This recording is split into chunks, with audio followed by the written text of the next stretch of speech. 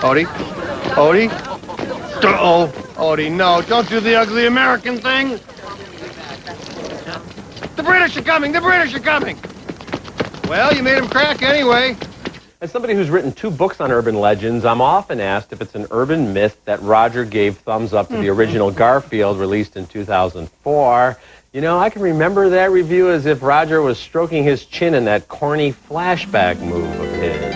We're not really supposed to laugh at the chase scene and so forth. We're supposed to laugh at Garfield's detachment and his running commentary, and that's what I enjoyed. I thought they got that right. Well, I guess this is your lucky week, partner, because now we have Garfield, A Tale of Two Kitties.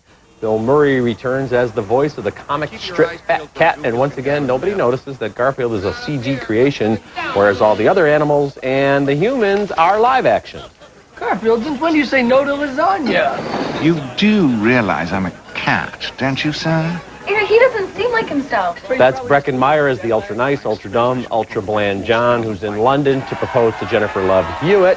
The screenplay stretches and strains to have Garfield switch places with Prince and Aristocat. In the meantime, Garfield is being treated like royalty at the prince's manor. What did the Indians serve to the pilgrims? Lasagna. What did Marie Antoinette scream to the rabble? Let them eat lasagna.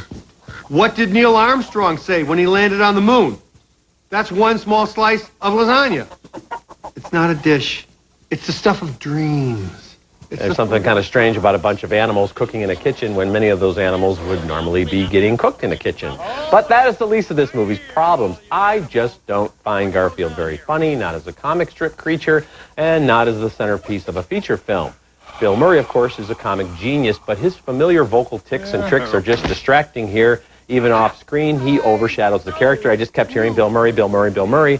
I have to admit, I didn't hate this Garfield as much as the first Garfield. It's harmless, it's forgettable, it's inoffensive. I guess it might keep kids occupied on a winter afternoon when it comes out on DVD. For now, though, thumbs down. I agree with you that it is a better movie than the original Garfield, so I like it even more. And kids at home, kids, you know, the smaller kids.